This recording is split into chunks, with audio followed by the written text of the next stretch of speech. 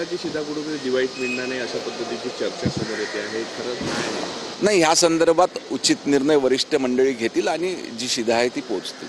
शिवथाळी आनंदाचा शिधा लाडक्या बहिणीच्या संदर्भामध्ये जो काय बोजा सरकारवर आला, एका बाजूला एक योजना केली आणि गरिबाचा अन्न काढण्याच्या दुसऱ्या योजना बंद करतायत अशा प्रकारची शंका आहे. परंतु ती योजना माजी मुख्यमंत्री एकनाथजी शिंदे यांनी दिल्यामुळे ती कदाचित बंद करण्याचा निर्णय झाला असेल असं मला वाटतं. यात पण राजकारण असेल.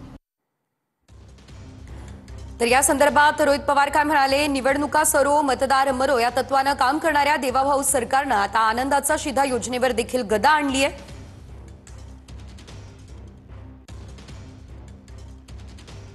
निधी उपलब्ध न करून अप्रत्यक्षपणे योजनाच बंद करण्याचा नवा फॉर्म्युला सरकारने आणलेला आहे आणि आनंदाचा शिधा योजनेत हेच होत आहे. गणपतीनंतर दिवाळीत आनंदाचा शिधा मिळणार नसल्याचं समोर येत आहे. निधी नाही म्हणून की शिंदेंनी आणलेली योजना बंद केली जाते. हा संशोधनाचा विषय असला तरी 20 लाखांची गादी सोफा वापरणारे आलिशान सरकार आनंदाचा शिधा योजनेसाठी निधी देऊ शकत नसतील तर मग या सरकारला काय म्हणावं?